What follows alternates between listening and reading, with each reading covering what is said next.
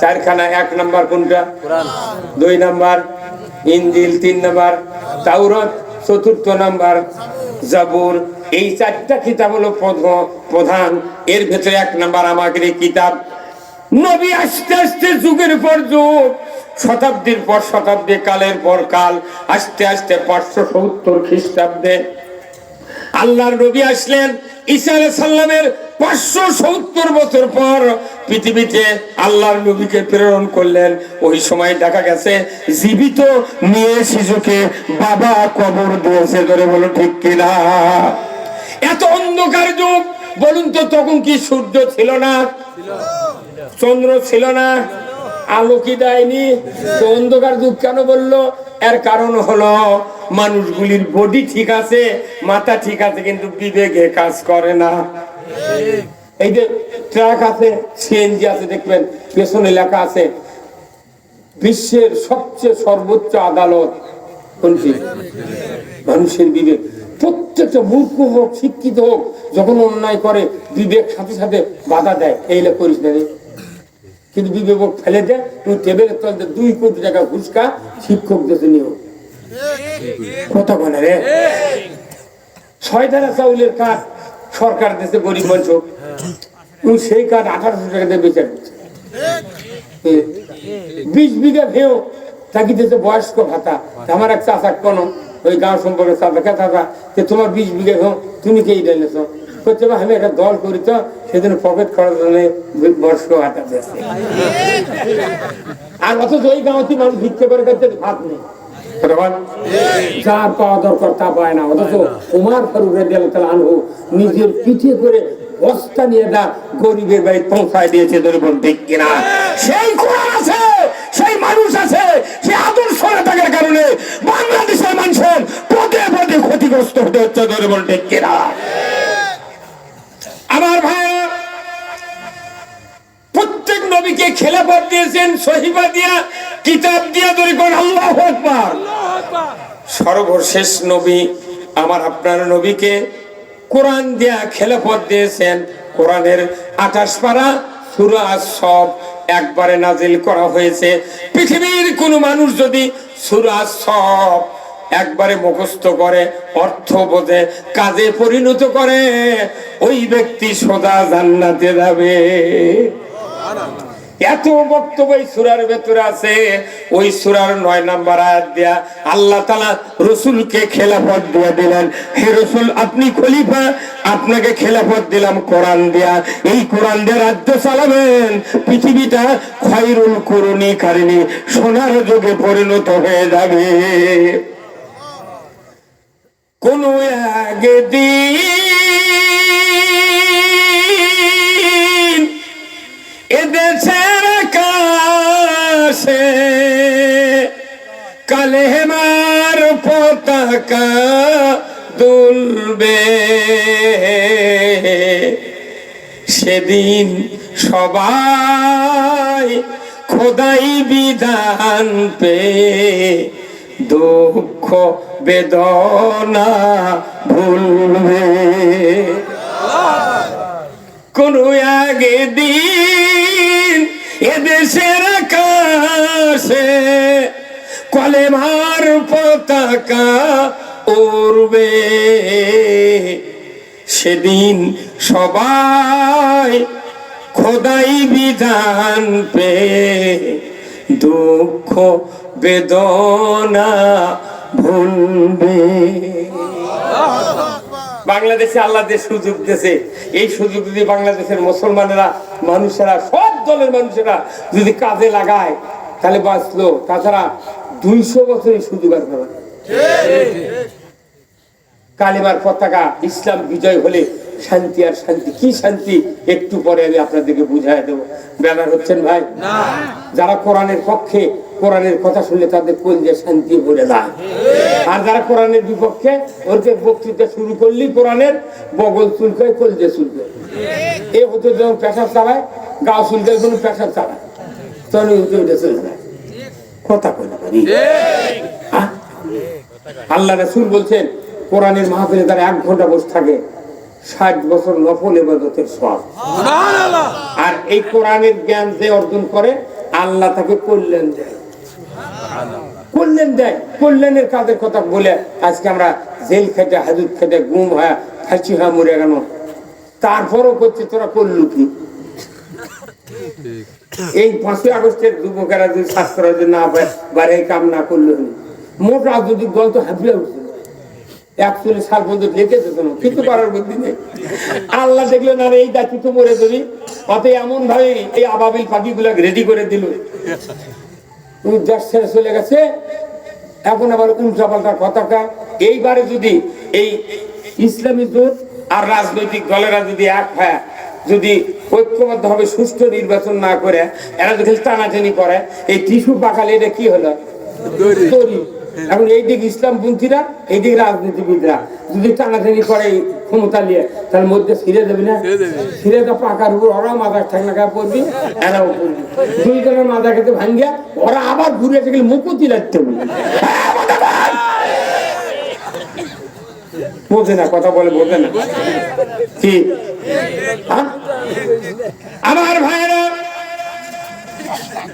আল্লাহ রাব্বুল আলামিন আমাদের নবীজিকে খেলাফত দিলেন। ওয়াল্লাযী আরসালা রাসূলাহু বিল হুদা ওয়া দীনিল হক লিইয়ুযহিরাহু আলাদ-দীনি কুল্লিহি ওয়ালাউ কারিহাল মুশরিকুন। সূরা সফের সফের 9 নম্বর আয়াত দিয়া আল্লাহ তাআলা খলিফা কে খেলাফত দিলেন। নবীজি, আমি সেই আল্লাহ আপনাকে সত্য হেদায়েত দিয়ে পাঠিয়েছি, ইসলাম নামক জীবন ব্যবস্থা দান করেছি। এই জীবন ব্যবস্থাকে আপনি বিজয় করবেন আর মানুষের আইনকে আপনি সরিয়ে দিবেন। কি দিবেন? সরিয়ে দিবেন। মানুষের আইন সরিয়ে দিয়ে আমার আইন বিজয় করবেন। কার কথা? আল্লাহ। তা আল্লাহ নবীকে এই দায়িত্ব দিয়েছে, আমরা ওই নবীর উম্মত নয়? আচ্ছা, কোনটা আপনার বাপের 40 বিঘা জমি, 3 বেটা, বাপ মরার আগে কথা, এই জমা জমি গুলো দেখে শুনে করে খাইবা, আল্লাহ দিলকে তুলকে 2 পায়ের জুতো খুলবে, পানির নামা লাগবে না। এখন বাপ মরার পর 3 ভাই গোয়েন্দাগিরি করে জুয়োগিরি খেলে মোট সম্পত্তি বেঁচে খাচ্ছে, তার গায়ের মানুষ কি করবি? বদমাইশে বাপ মূর্খ মানুষ করে খা, তোকে ভেউ করে দেখেছিল, তোরা কি সব বোনাস দিল? আল্লাহ নবী যে ইসলাম পৃথিবীর কায়েম করে থুয়ে গেছিল, আমরা গাদ্দার কয়জন? একটু বিয়ালা মুন্সি রাজনীতিবিদ মানুষ নামক এই ধ্বজভঙ্গ, এরা মোট এই নবীর ইসলাম বাদ দিয়া এরা এমন একটা ইসলাম এনেছে যে ইসলামের জোর নেই, প্যারালাইসিস। মনে করেন আমার বডি ঠিক দেখছেন না, এখন কিছুক্ষণ পর যে আল্লাহ আমাকে প্যারালাইজ করে দেয়, তখন আমার হাতিং হবে কতক্ষণ? তাহলে হাত ঠিকই আছে কিন্তু শক্তি নেই। এই যে কয়েকদিন আগে, 2 বছর কি 1 বছর আগে সিএনজি তে এই এলইডি বল সব বেচলাম না ভাই, ওই 100 টাকা দিয়ে একটা কিনলে 2টা ফ্রি। ওর কোনো ওয়ারেন্টি গ্যারান্টি নাই। এখন এই বল যদি কেউ 32 ওয়াটের বল 350 টাকা 400 টাকা দিয়ে কিনে আনে, তাহলে ইনকে একটা বল ওয়ারেন্টি যার আছে, ঘরের ভেতর লাগালো, জ্বলালো, 4টে যদি জানলা থাকে, 4 জানলা দিয়ে আলো পাকে দিতে হবে। বল কয়টা? আর যে ফ্রি দিয়েছে 2টা, আর দাম লেছে একটা, 3টে দিয়েছে, ওয়ারেন্টি গ্যারান্টি নেই। 3টা বল ওই মালিক ঘরের মধ্যে লাগিয়ে জ্বলে ভাত খাবার হচ্ছে, টিকটিকি ডিম খাচ্ছে। তার মানে কি, বল 3টে হলে কি হবে? দেখা যাচ্ছে না তো, মনকে ঘরত কুয়াশা লেগেছে। আমার দেশের ইমানদারের অবস্থা হয়ে গেছে তাই, এইবারে না সচ্চার হওয়া লাগবি। কেউ দেখবে না কি রমান কাতেবি না, আল্লাহ দেখবি। 3 দিকে সালা, 1 দিকে দুয়ার, বাহাদুর থাকবি ব্যালেট, ডানাতে থাকবি সিল, এমন জায়গায় মারমুখী 4টের সময় ঘাটা ধরবি, আর থেকে লাভ নেই। কি পারবেন না? একথা আল্লাহ কোরআনে বলছেন সূরা মায়দার 8 নম্বর আয়াতে, আয়া আইয়ুহাল্লাযীনা আমানু কুনু কাওয়ামিনা লিল্লাহি শুহাদা বিল কিসত ওয়ালা ইয়াজরিমান্নাকুম শানানু কওমিন আলা আল্লাহ তা'দিলু ইদিলু হুয়া আকরাবু লিত্তাকওয়া ওয়াত্তাকুল্লাহ ইন্নাল্লাহা খাবীরুম বিমা তা'মালুন। আল্লাযীনা আমানু ওয়া আমিলুস সালিহাতি লাহুম মাগফিরাত ওয়া ইনদাহু আজরুন আযীম। আমার আল্লাহ বলেছেন শুধুমাত্র ঈমানদারদেরকে ডাক দিয়া, যারা ঈমানদার তোমরা আল্লাহর বিধান সমূহ কায়েমকারী হয়ে যাও, ন্যায়ের সহিত সাক্ষ্য প্রদানকারী হয়ে যাও। কে ভালো লোক, কোনটা ভালো আইন, তাকে সমর্থন করো। তোমরা বিশেষ সম্প্রদায়ের শত্রুতার ভয়ে যেন তোমরা ন্যায় বিচার থেকে বেরোত থাকো না, ইনসাফ কায়েমের চেয়ে বেরোত থাকো না। তোমরা ন্যায় বিচার করো, হুয়া আকরাবু লিত্তাকওয়া, এটা খোদাভীতির অধিকতর নিকটবর্তী। যারা এইরকম একটা জাতির কল্যাণের জন্য আল্লাহর আইন চালু করার সংগ্রামে সহযোগিতা করবে, আমার আল্লাহ বলেছেন এই লোকেরাই আমি আল্লাহ আমাকে বেশি ভয় করে। সবচেয়ে আল্লাহকে কে বেশি ভয় করে? যে আল্লাহর আইন চালু করার কাজ করে। হযরতে হানজালা রাদিয়াল্লাহু তাআলা আনহু, আল্লাহর নবী বদরের যুদ্ধ করলেন। বদরের যুদ্ধের পর উহুদের যুদ্ধের দামামা বেজে গেল। আল্লাহর নবী 1000 সাহাবী সংগ্রহ করছেন। দ্বীপ্রহের সময় মদিনার মসজিদের সামনে এক এক করে সাহাবীদেরকে নিয়োগ দিচ্ছেন, কে কে তোমরা যুদ্ধের সেনাপতি হবে। ঠিক দ্বীপ্রহের সময় লম্বা চড়া একজন যুবক, মাথার চুল কোকড়ানো, দেখতে ফর্সা, এত ফিটফাট হ্যান্ডসাম যুবক এসে সালাম দিয়ে বলল, ইয়া রাসূলুল্লাহ, আমি আল্লাহর দ্বীনের জন্য যুদ্ধ করার জন্য উহুদে যাইতে চাই। আর আমাকে দেখো না মহাসমাবেশ যাচ্ছে, আমাকে লোকজন আবার কেউ কেউ বলছে যাচ্ছি তাই লিখে করছি, আমার টাকা আমি খাওয়া দাও ভাড়া দিয়ে দাও, তোর তাই লিখে করে রাখছে। আমি 5 বছর গিয়া এটা শুনে জানতে পরে আবার স্বপ্নে দেখা লিখবি আমার কথা, ঠিক কিনা? ওই মহাসমাবেশে গেছিলাম, একটা বুড়া মানুষ বারে মাজা হালিয়া গিঞ্জি গাছ দিয়ে লাঠিলিয়া মহাসমাবেশ যাচ্ছে। এক সাংবাদিক জিজ্ঞাসা করছে, মুরব্বী আপনি এই বিপদ অবস্থায় এই কুনি যাচ্ছেন? আপনার ভাড়া ঠাড়া গেলে খেতেছে গরিব মানুষ। আপনি বলছে আমি ভাড়া দিচ্ছি, আমি মুড়ি চিড়ে নিয়ে যাচ্ছি, যদি 8 দিনও থাকা লাগে তাও থাকবো। আপনি কি করবেন? বলছে আমি এই দেশে আল্লাহর আইন চালু করবো। আল্লাহ আর ওই বেশ তো না মরে গেছে রে পাগল, জান্নাত যা লাগবে মরে বাঁচে থাকতে, মরার পরে যেতে পারিবেন না। ওই চালতি বাজির কাম বাজেনি। একটা দেশ গরুর দাম 1.5 লাখ, খাসির দাম 40,000, ভেড়ার দাম 10,000, একটা মুরগির দাম 700 টাকা। আর এই দেশে ভোটের দিনে একটা করে ভোটার 4টা বাজিচ্ছে, তাও করছে যে চাচা এখনো কালি ভরায়নি, আরো হাফ কেজি খাবি। একটা গরুর দাম 1.5 লাখ, খাসির দাম 40,000, আর একটা আসামুল মজুকার 270 কোটি টাকায় বডির দাম, তাই হাফ কেজি জিলেপিটা 5 বার বিক্রি হচ্ছে। যখনই সেই চালাক ভোটার ওই কালি ভরে দিতে, মাথার মুছে কালি তুলে ফেললে ওই আবার ভোট দিবি। একজনে 1700 ভোট দিতে, এই শেরপুর থানার চাটাইলের একটা লোক আমার করছে 1700 ভোট দিতে 1 লাখ। কি কথা রে? এবার করবি নাকি? এবার অত সোজা? এইবার হুকুম আমরা ঘোষণা দিয়ে দিচ্ছি, কেউ যদি এইরকম দুর্নীতি করবে চাও তাহলে বইয়ের মোহরনা শোধ করে আসবে। আমরা এদেশে সুস্থ নির্বাচন চাই, কোন পক্ষপাতিত্ব চাই না। এদেশে সুস্থ নির্বাচনের মাধ্যমে আল্লাহর আইন বিজয় হোক। কারা কারা চান 2 হাত তুলে আল্লাহকে দেখা। আল্লাহ খুশি হয়ে যাচ্ছে। আল্লাহর আইনের পক্ষে যারা থাকে এদের জিম্মাদারি আল্লাহ স্বয়ং নিতে দেয়। আমার ভাইরা, কথা বলতেছিলাম, হযরতে হানজালা রাদিয়াল্লাহু তাআলা আনহু রাসূলের সামনে এসে বললেন, হুজুর আমি উহুদের ময়দানে যেতে চাই, যুদ্ধ করব। তরিকন সুবহানাল্লাহ, স্বেচ্ছায় এসে গেছেন। আল্লাহ রাসূল যুবকটির মাথার থেকে পা পর্যন্ত অবজার্ভ করলেন, দেখলেন মুছ উঠেছে, দাড়ি উঠেছে বোটারায়, এই যুবকটা বালিগ হয়ে গেছে। আল্লাহর নবী বললেন, রে যুবক তোমার নাম কি? কয় আমার নাম হানজালা। হে যুবক তুমি কি বিবাহ করেছো? বলে না। তুমি বিবাহ করো। এতটুকু খবর পাওয়া মাত্রই হযরত হানজালা তীব্র গতিতে বাড়ির দিকে রওনা হলেন। ওনার বুঝ এসে গেছে, আমি যদি বিবাহ করতাম আজকে আমি যুদ্ধের ময়দানে যাওয়ার হুকুম পেয়ে যেতাম। সেই ফুলেরই রৌশানিতে আরশ কুরসি রৌশন, সেই ফুলেরই রং লেগে আজ ত্রিভুবন ঝালা, সাহারাতে ফুটল রে ফুল রঙিন গুলে লা লা, সাহারাতে ফুটল রে ফুল।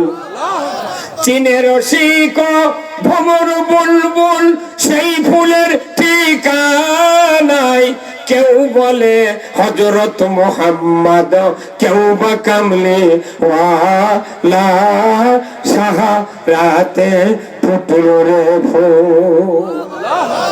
কি ফুল নিয়ে রাসূল পৃথিবীতে আসছেন, যার নাকে লেগেছে সে আল্লাহ ওয়ালা হয়ে গেছে, কথা ঠিক কিনা? হযরত হানজালা শোনা মাত্রই তীব্র গতিতে বাড়ির দিকে গেলেন। বাড়িতে পৌঁছার পর বাবাকে বললেন, মাকে বললেন, ভাইকে বললেন, বাবা মা ভাইজান তাড়াতাড়ি করে আমাকে বিবাহ দিয়ে দাও, সূর্য ডোবার আগে। ধরে কোন বিয়ে দাও। আর এই দেশের যুবকেরা বিয়ে করবে গেলে বুড়া বাপ কয়, তুই এখনো তো পায়ের উপর খারাপ হয়েছিল, কেউ কি শুয়ে থেকে দেখছে, ওর চুল পাকে গেছে, বুড়ো হয়ে গেছে রে, ফেসবুক টিপতে টিপতে মন ওরে, আর বিয়ে দে রে, বিয়ে দে, কথা কোন গান। 18 বছর হবে বিয়ে দিলে ওই সংসার খালি মোষের মতো সংসার করবি, আর যখন বিয়ে দেবো না ওর মাথায় ঠিক থাকবে না, কথা কয় না বারে। সমাজে এরকম বহু বাপ আছে, বেটা বিয়ে করার জন্য 4-5 খান ধরা পড়ছে, লাইন করিচ্ছে, মোবাইল টিপিচ্ছে সারা রাত। আর বাবু কেউ ঘটক যা করছে, কেবল তোর একটা বেটা বিয়ে দেবে না, বিয়ে দেখি গরু খাবি কি, তুই খাচ্ছ কি, কথা কনে বারে। কেবল এই কথাগুলো কি সত্যি লয়, মানে 100% লয়, তাইলে কোরআন না বললেন কেমনি ভাবো। ওয়ালাইকুম আসসালাম। হ্যাঁ হ্যাঁ হ্যাঁ, ভালো আছেন আপনি? লিল্লাহি তাকবীর। আমার ভাইরা, শওকত আব্দুর রউফ মাস্টার সাহেব 1000 টাকা মারহাবা, লিল্লাহি তাকবীর। আল্লাহ দান কবুল করে নেন, আল্লাহ হায়াত করে দেন, আল্লাহ তার জানে মালে বরকত দিয়ে দেন, কোন আমিন। আল্লাহ রাসূলের সাহাবী দৌড়ে চলে গেলেন, বললেন বিবাহ দাও বেলা ডোবার আগে। সুবহানাল্লাহ, সুবহানাল্লাহ। মা বলল, বেটা রে কোথায় থেকে তুমি এত হানপান করে বিয়ে করতে যাচ্ছ, কি হয়েছে? মাকে বলে, মা ও মা, আমি ইচ্ছা করে রাসূলের সামনে গিয়েছিলাম, আমি যুদ্ধের ময়দানে যাব, ইসলাম বিজয়ের জন্য তরবারি ধরে যুদ্ধ করব, বেঁচে থেকে লাভ কি ইসলাম যদি না থাকে? তখন যুদ্ধ করে মরে যাবে, সামনাসামনি যুদ্ধ, তাও মানুষ ভয় করেনি। আল্লাহ কি সুযোগ দিয়েছে বাংলাদেশ, কেউ দেখে না, সালার মধ্যে যা কাম করে তার মধ্যে আবার টাকা খায়। এবার যদি কেউ টাকা খায়, ওরা বুঝে দিবি টাকা খাবি, কিন্তু ভোট দেবে না। ব্রিটিশ আমলে আমার বাপ বলছিল যে সোয়া ভোটে কিন্তু ব্যালট ট্যালট নাই, এই থানার অফিসাররা কানুন গোটা বসে থাকবে, 4-5 জন চেয়ারম্যান দ্বারা আছে, ওরা বসে থাকবি, ভোটার ঘরের মধ্যে ঢুকবে, যাক ভোট দিবি তার ইনকে মাথা হাত দেওয়া লিখবি, ওর আবার নাম লিখে লিখবি, এই একই ভোট দিবে। আচ্ছা এখন যদি ইনকে সোয়া ভোট হয়, ও ঘর মধ্যে বাড়াবাড়ি দিবে না, কবি তো কাল 500 টাকা দিয়ে আনো, তুই কার মাথায় হাত দিলু রে, কথা বল। এই জন্য কত সুবিধা হয়ে গেছে, টাকা খাবি খাক, গোপনে আসল জায়গা কাম মারলে ওই কবিতা হয় খুব হয়ে গেল রে, না দাঁড়ানি ভালো হয়েছিল। এই ব্রিটিশের আইন আর আল্লাহর আইন হলো, কোরআনের আইন চালু করলে কেউ ভোটও দিয়ে দাঁড়াবে যাবে না, কি শান্তি রে। চুরি করলে হাত কাটলে আর চুরি নেই। এই যে যারা হজ করছেন, মক্কাতে গেছেন, একটা হাত কাটার লোক যেমন চোখে পড়েনি, কারণ কি আইন আছে হাত কাটার, ওই ভয়ে কেউ চুরি করে। জানা করলে সঙ্গে ছাড়, একটা জানাকার জানাকারিনী যদি পুরুষ কোমর পর্যন্ত পুঁতে দিয়ে পাথর দিয়ে মহিলা সিনে বন্ধ করে দেয়, এই পাটকুল দিয়ে মাথা শ্বাস করে দেয়, ডিসেল লাইনে দেখায়, জানা করে তো দূরের কথা, 6 মাসে একটা মিস কল করুন কতগুলো যুবক দেখি মিশে নাম্বার তোলে, বুঝছে? আমি একজন যাচ্ছি ওই হুন্ডেলে যাচ্ছি, কিন্তু আমার হঠাৎ করে হুন্ডের লাইট বন্ধ করছে, দেখি তো সড়কের ধারে কারো দিকে ধরে আছে, কথা করছে। সে করছে আপনি এই নাম্বার কেমনি পেলেন? কোথায় আমি টিপতে টিপতে মনে করেন এটা কল দিতে দেখি ইন্দি একটা নাম্বার বানাচ্ছে, বাইরে যাহা একটা মেয়ে মাস কথা, হ্যালো, তখন ওর গান গেল। এই যুবকের এগুলো করে তো পাগল, এগুলো কবে তো ওর মাথা ঠিক না, বিয়ে দাঁড়ালে আগে বিয়ে দিলে মোশন লাগেন, বাড়ির কাম করবি, ধান কাটবি, গরু পানি খেলাবি, আর যদি বিয়ে না দেয় বাপে কামের কথা বলো তুই করবি, তুই বুঝি পাইস না ওর কি জ্বালা। আমার একটা স্বপ্ন পূরণ করো ও গো দয়াময়, তোমার পথে চলতে গিয়ে মরণ যেন হয়, আমি অটল যেন থাকতে পারি আল কোরআনের পথে, ধৈর্য নিয়ে চলতে পারি দিন কায়েমের পথে, আমায় ধৈর্য দিও, সাহস দিও ও গো দয়াময়, তোমার পথে চলতে গিয়ে না পাই যেন ভয়। সাহাবাদের এই অঙ্গীকার ছিল, তার কারণ আমি নবীর সাথে থাকলি তো জান্নাতি। আচ্ছা কোন তো ফেরাউনের সাথে যারা আছিল আর একজন জান্নাতে যাবি, আর মুসা আলাইহিস সালামের সাথে যারা আছিল তারা বলে যাবে গেছে, যাবিলা গ্যাস কত কোনে ভাই, আরে গেছে। ইব্রাহিম আলাইহিস সালাম যারা আছিলেন তারা জান্নাতে গেছে, আর যারা নমরুদের সাথে আছিল কিয়ামত পর্যন্ত দুটোতে পিটিচ্ছে।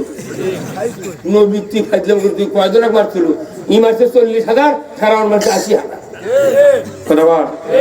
রসুলের সাথে যারা ছিলেন তারা জান্নাতি। আল্লাহ রসুল জীবদ্দশা বলছেন যে জান্নাতুল বাকি আমার নিজের হাতে তৈরি করা কবরস্থান, এই কবরস্থানে কিয়ামতের দিন 70,000 আমার উম্মাত বিনি হিসেবে জান্নাতে। আল্লাহু আকবার। আমার এক মুয়াজ্জিন বগুড়া কাপড়ের দোকানদের তোরা ভাজি, আমার মুয়াজ্জিন ওই গেছে যায় হজ করে যায় মারা গেছে, তো জান্নাতুল বাকি মাটি হবে, কারণ আমার কোনটি কবর নাম তো লেখা নেই। আমাদের বাংলাদেশে গরু বলেও নাম দিয়ে হয়, শহীদ গরু বাবা, কথা কয় না বাড়ি মারিয়ে ফেলে দেবে, শহীদ কি গরু বাবা। আর সৌদি আরব একটা কবর ফুল নাই, দালাল নাই, কিচ্ছু নাই, বাবা নাই, নানা নাই, কেউ নাই, খালি দুই পাথর দিয়েছে, কি দুই মধ্যে পাথর। আর এটি কত ক্যাটান 4 তালা করছে, ধান আদায় করছে, ইয়ে করছে, কেন ওই মরে গেছে, ওই টাকা কি করবি বা ওই যে কয়জনের মাদার থাকে না, এই কয় বদমাশ হলে ভাই টাকা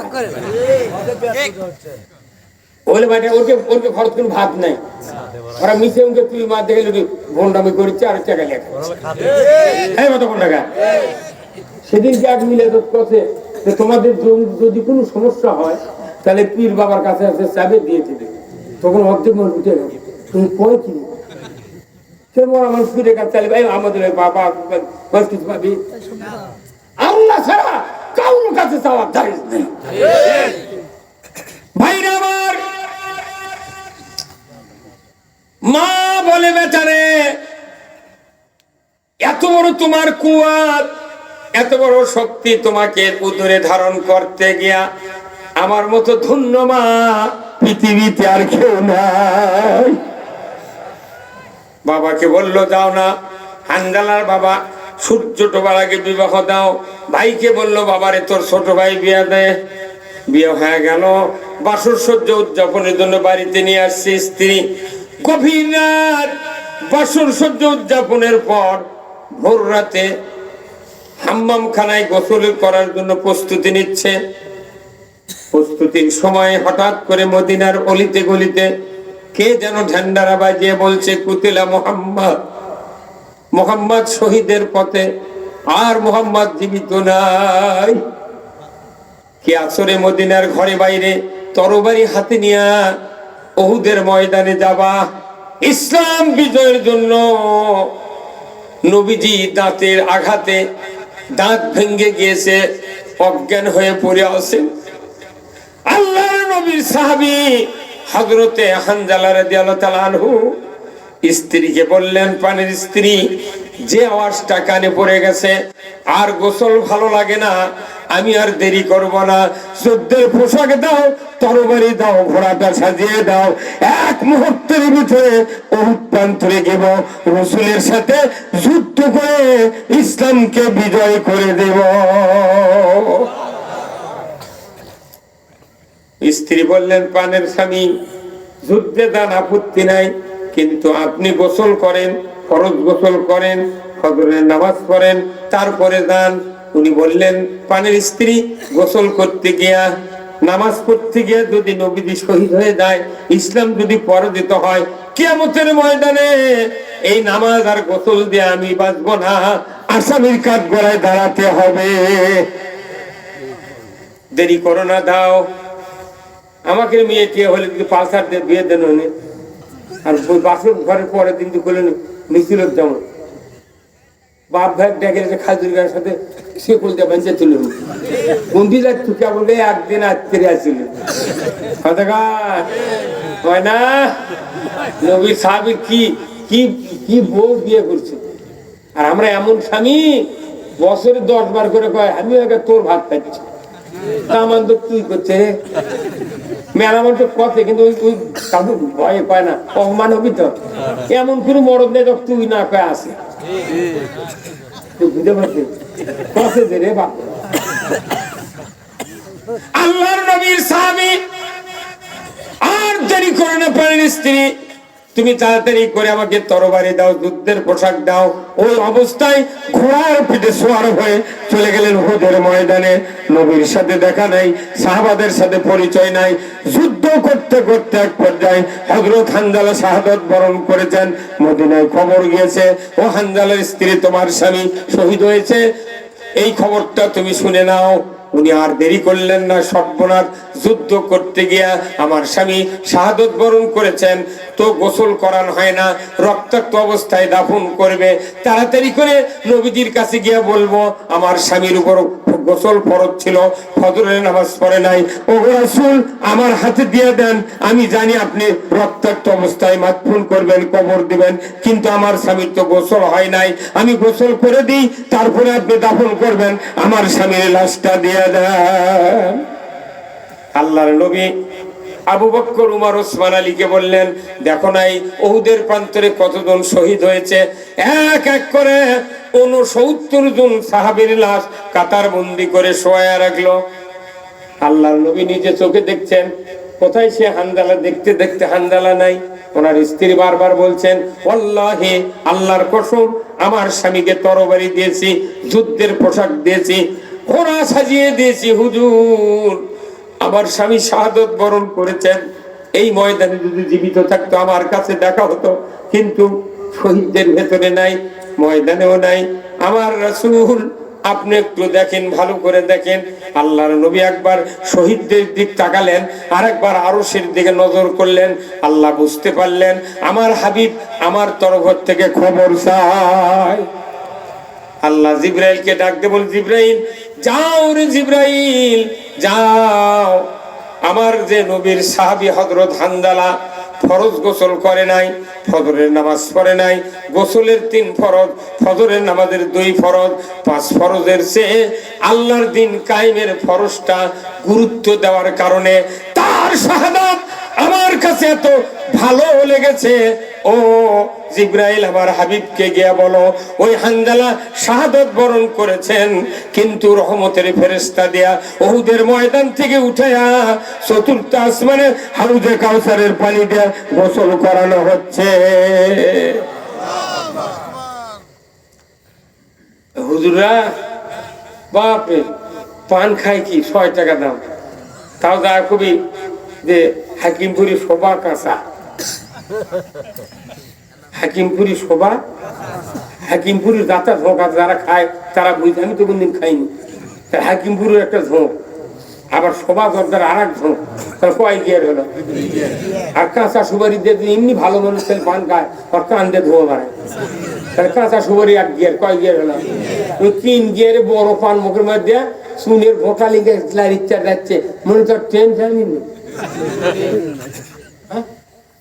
আর আল্লাহ রসুলের সাহাবী ডুব যায়নি বারে, কি ডাকাতি কামনি, কোনটি গোসল করাচ্ছে। তাহলে এই 5 ফরজের চেয়ে ওই 3 কামের ফরজের এত দাম, জীবনে সব গুনাহ মাফ করে দেয় আল্লাহ। এই কথা যখন আমরা বলি তখন কেউ কেউ কয় যে এটা আমার জান্নাতের টিকিট দিচ্ছে। আরে আল্লাহ কোরআন সূরা সফে, ইয়া আইয়ুহাল্লাযীনা আমানু হাল আদুল্লুকুম আলা তিজারাতিন তুনজিকুম মিন আযাবিন আলিম তুমিনুনা বিল্লাহি ওয়া রাসূলিহি ওয়া তুজাহিদুনা ফি সাবিলিল্লাহি বিআমওয়ালিকুম ওয়া আনফুসিকুম যালিকুম খায়রুল লাকুম ইন কুনতুম তা'লামুন ইয়াগফিরু লাকুম যুনুবাকুম ওয়া ইউদখিলুকুম জান্নাতিন তাজরি মিন তাহতিহাল আনহার। জোরে করলে মারহাবা। আল্লাহ বলেছেন, ও দুনিয়ার ইমানদাররা, তোমাদেরকে আমি এমন একটা ব্যবসার কথা বলে দেব না যে ব্যবসা কঠিন যন্ত্রণা গাদাবত থেকে নাজাত দেবে। সেই ব্যবসাটা হলো আল্লাহর উপর ঈমান, রাসূলের উপর ঈমান, আল্লাহর দ্বীনের জন্য সংগ্রাম করতে হবে জান আর মাল দিয়া। যদি কেউ করো এটা হলো উত্তম কাজ। আর এই উত্তম কাজ যারা করবে, আল্লাহ বলেছেন ইয়াগফিরু লাকুম যুনুবাকুম, আমি রব্বুল আলামিন তাদের तमाम জীবনের গুনাহ মাফ করে দেব, সব গুনাহ মাফ। আল্লাহু আকবার। কোন দল যদি ক্ষমতা যায়, সেই দলের নেতারা দোয়া কাম করে, তাহলে বলেন তো ওর উপর মামলা হয়? দুই ফেরত থামা দেবে, যা ভুল করতে, যা চলে না। আল্লাহ একটা দল প্রতিষ্ঠিত করছে। দেখা বিএনপির দলের প্রতিষ্ঠাতা জিয়াউর রহমান, আওয়ামী লীগের প্রতিষ্ঠাতা আব্দুল হামিদ খান মৌলানা ভাসানী, তারপরে জাতীয় পার্টির প্রতিষ্ঠাতা এরশাদ চাচা ঢিঙ্গির আশকালায়, তারপরে ইনু জাসদ, এইরকম একটা দল এরা মানুষ করেছে। আর আল্লাহ কোরআনে বলছেন আমার একটা দল আছে, সেই দলের নাম হলো হিজবুল্লাহ। কার দল? আল্লাহ কোরআনে বলছেন যারা আল্লাহর দল করবে তারা সফল কাম। ওয়ালতাকুম মিনকুম উম্মাতুন ইয়াদউনা ইলাল খায়রি ওয়া ইয়া'মুরুনা বিল মারুফি ওয়া ইয়ানহাউনা আনিল মুনকার ওয়া উলাইকা হুমুল মুফলিহুন। একবার সফল কাম, জান্নাতে জোরে করে আল্লাহু আকবার। আল্লাহ দল করা খরচ করছে, সারা জীবন মানুষের দল করে মরার পর বড় মহতামি মুখ দিয়ে হুজুর করে মাথা করে কব্বর দিয়ে শুয়ে করছে। এই ডাক্তারে মুখটা কেবলার দিকে আসে নাকি? তখন যাই না, আমি তো কব্বর লাগত হাত না আসে ভাই, খাই না, কোথায় না থাকে না, কাজ করে দেবে, ধোকা দিই কে রে, ধোকা কে যাই নামাজ পড়েনি, পশ্চিম দিকে কাজ করে সিমিট দিয়ে ঢালাই দিতে হয়, মাটি দেওয়ার পরে ঢালাই বুদ্ধি করি না, কে কে নামাজ পড়েছে আর পড়েনি, ওই কব্বরের মধ্যে ফেরেশতা এসে ঢুকে